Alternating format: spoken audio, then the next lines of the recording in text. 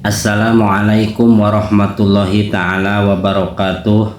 Alhamdulillah, Allahumma sholli ala Sayyidina Muhammadin wa ala ali Sayyidina Muhammad, amma ba'du. Semoga di hari Jumat ini Allah subhanahu wa ta'ala memberikan kebahagiaan kepada kita semua. Yang sakit semoga disembuhkan, yang kurang finansialnya semoga Allah bantu dengan kekuasaannya. Amin ya rabbal alamin. Seperti biasa, saya akan membahas sedikit tentang polemik-polemik yang terjadi di negeri tercinta ini. Ini ada dari channelnya Guru Tigarut. Ternyata banci Hercules bukan anak Zeus, beraninya sama cewek. Ini dari channelnya Guru Tigarut.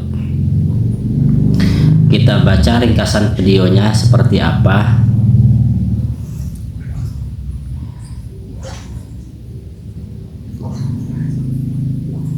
Ringkasan videonya.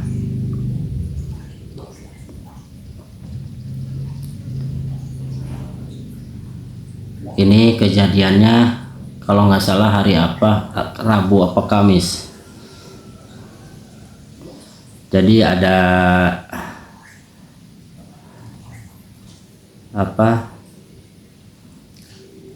bukan istilahnya apa ya,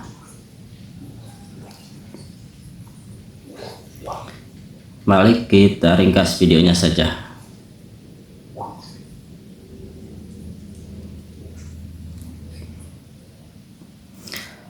Video ini membahas kasus dugaan intimidasi yang dilakukan oleh seseorang bernama Hercules terhadap seseorang perempuan bernama Ilma Sandi Fitriana, 33 tahun. Berikut adalah poin-poin utama dari video tersebut.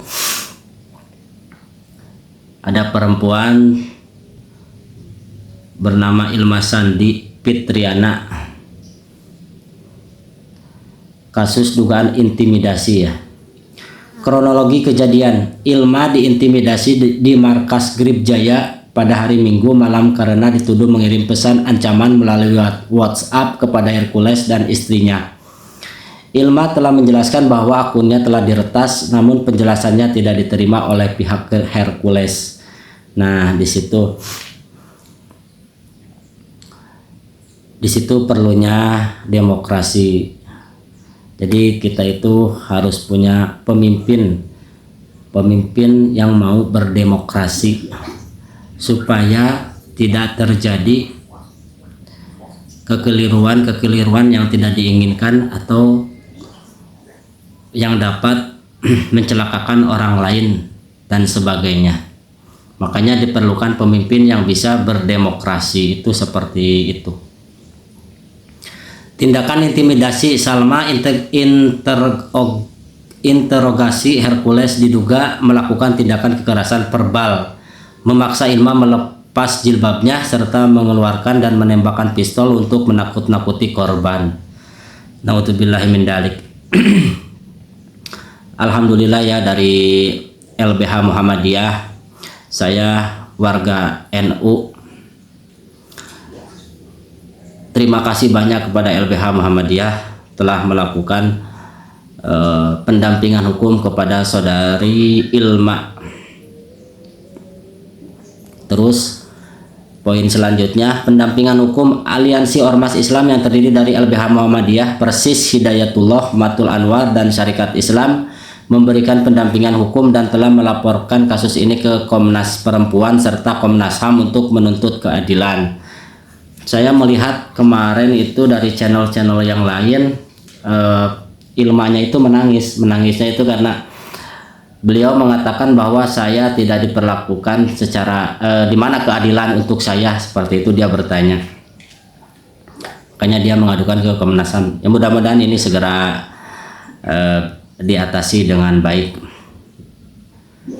Kritik terhadap penegak hukum. Narator mengkritik tindakan aparat Babinmas yang dinilai tidak memberikan perlindungan saat kejadian dan malah menyarankan korban untuk mengikuti perintah pihak Hercules, sehingga dianggap sebagai kegagalan dalam penegakan hukum. Penegakan hukum di kita seperti itu, malah takut sama Hercules. Malah disuruh mengikuti saja kemauan Hercules. Aneh loh. Video ini menekankan pentingnya melawan tindakan premanisme yang meresahkan masyarakat dan berharap agar negara hadir memberikan perlindungan bagi warga negara dari perlakuan sewenang-wenang. Nah, di situ untuk penegak hukum, kalau istilahnya kan anda semua itu digaji sama rakyat dari pajaknya rakyat. Seharusnya tidak usah dipinta, bahkan itu kewajiban Anda semua untuk melindungi masyarakat. Bukan pilih-pilih, masyarakat yang ada duitnya dilindungi, masyarakat yang kere dibiarkan. Jangan seperti itu ya. Pertanyaannya, mengapa Hercules tidak ditangkap aparat? Bagus nih pertanyaannya. Untuk yang belum subscribe, silahkan subscribe, komen, dan like. Semoga ada manfaatnya. Berdasarkan narasi dalam video, tidak disebutkan alasan spesifik mengapa Hercules belum ditangkap oleh aparat hukum. Namun pembicara dalam video mengkritik ketidaktegasan aparat penegak hukum dan mempertanyakan mengapa tindakan intimidasi tersebut seolah dibiarkan. Seolah dibiarkan itu. Na'udzubillahi min dzalik. Selain itu disebutkan pula keprihatinan terkait adanya peran Babinmas yang saat terjadi justru meminta korban untuk mengikuti perintah Hercules yang dinilai sebagai tanda kegagalan dalam penegakan hukum. Alhamdulillah ya. Nah, sekarang saya untuk berbicara kepada organisasi khususnya NU Nahdlatul Ulama. Kalian itu pada kemana? Kasihan warga membutuhkan pendampingan hukum, tetapi kalian nggak ada. Pada kemana ini? Muhammadiyah ada, tapi dari NU belum ada. Semoga NU kedepannya semakin berbenah, semakin baik lagi. Amin ya rabbal alamin. Mengapa Muhammadiyah turun tangan membantu korban? Nih pertanyaannya. Muhammadiyah aktif sekali ya. Terima kasih. Untuk hal-hal seperti ini Muhammadiyah selalu terdepan. Dari NU saya belum pernah mendengar, belum pernah melihat. Barangkali saya tidak tahu, tolong kasih tahu. Silahkan tulis di kolom komentar. Berdasarkan penjelasan dalam video, LBH Muhammadiyah dan aliansi ormas Islam lainnya memutuskan untuk memberikan pendampingan hukum kepada Ilmas Sandi Fitriana karena beberapa alasan utama. 1. Adanya tindakan tidak manusiawi dan intimidasi. Aliansi menilai perlakuan yang dialami Ilmas saat diintegrasi di markas Grip Jaya merupakan tindakan yang sangat tidak menyenangkan, melanggar hak asasi manusia dan berada di luar nalar sehat. Kedua, kebutuhan akan keadilan bagi perempuan. Mereka merasa prihatin karena korban adalah seorang perempuan yang diperlakukan secara keji, di mana seharusnya tindakan integrasi adalah kewenangan aparat kepolisian bukan ormas. Tindakan premanisme yang meresahkan. Pendampingan ini merupakan bentuk perlawanan terhadap budaya premanisme agar tidak dinormalisasi di Indonesia, terutama setelah adanya pengakuan bahwa korban diintimidasi dengan senjata api. Silakan yang belum puas masuk saja ke channelnya Agul Tigarut, itu menerangkannya sangat bagus sekali. Saya hanya membacakan peringkasan videonya dan pertanyaan-pertanyaannya. Nomor 4, kondisi psikologis korban. Korban dilaporkan mengalami trauma mendalam, kekuatan dan gangguan kesehatan akibat peristiwa intimidasi tersebut sehingga membutuhkan pendampingan serta bantuan konseling. Ini akibatnya seperti ini. Saya mengelus dada ya. Di negeri ini susah mencari keadilan tuh.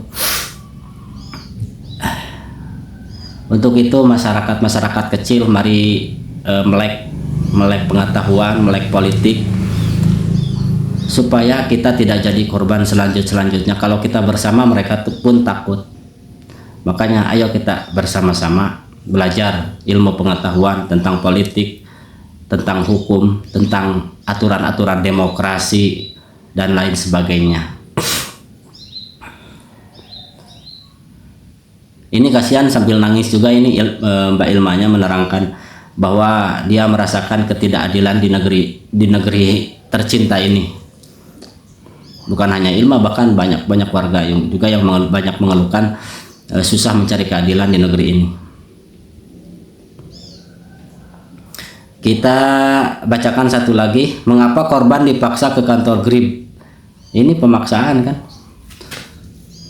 Hak asasi manusianya di mana ini? Seorang perempuan lagi. Berdasarkan penuturan dalam video, Ilma Sandi Fitriana dipaksa datang ke markas GRIB Jaya karena dituduh telah mengirimkan pesan ancaman melalui WhatsApp kepada Hercules beserta istrinya. Meskipun Ilma telah menjelaskan bahwa akun WhatsApp miliknya telah diretas dan pesan tersebut bukan berasal darinya, pihak Hercules tetap tidak mempercayainya dan memaksa Ilma untuk ikut ke markas dengan dalih agar masalah tersebut diselesaikan. Nah, jadi Ilma itu beberapa orang datang ke rumahnya Ilma. Kalau nggak salah itu ada 4 orang katanya dari pihak GRIB Jayanya berbicara seperti ini kurang lebih. Jadi ayo kamu ikut saya dulu, nanti jelaskan di sana di markas GRIB gitu. Kalau tidak nanti orang-orang saya akan datang ke sini lebih banyak dari ini, katanya seperti itu. Jadi kan Ilma karena bapaknya tidak ada di situ, jadi Ilma daripada banyak orang di rumahnya, jadi Ilma mau begitu. Kasihan sekali ya. Semoga ormas-ormas yang berbuat onar di negeri ini dibubarkan sajalah.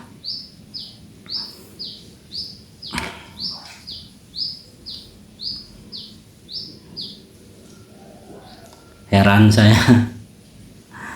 Heran. Aduh, pusing kepala baby. Udahlah, sekian dulu ya. Masih banyak pertanyaannya ini, bagaimana kondisi ponsel korban saat kejadian? Apa tuntutan Hercules terhadap ayah korban? Mengapa pembicaraan kecewa dengan Nahdlatul Ulama? Nah, ini Nahdlatul Ulama juga, ini kita bacakan satu lagi ya, penting ini. Soalnya ini termasuk apa yang saya ikuti, yaitu NU, Nahdlatul Ulama. Tapi di sini saya malah lebih senang ke Muhammadiyah dalam prakteknya ini.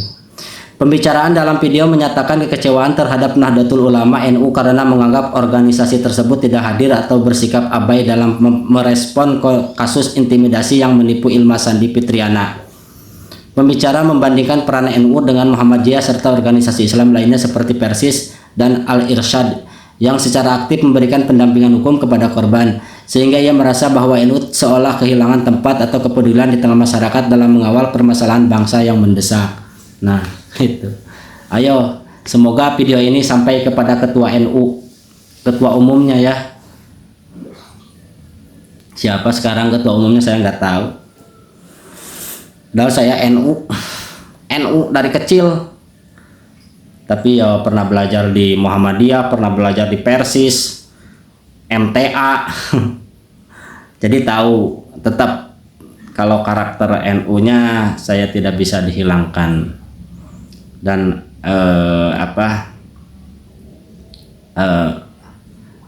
amalia-amalia yang saya praktekkan dalam sehari-hari juga amalia NU, insya Allah.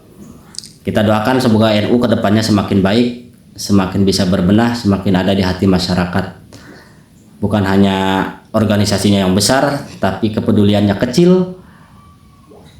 Mendingan seperti ini, organisasi kecil tapi kepeduliannya besar kan, lebih mantap toh, lebih mantap.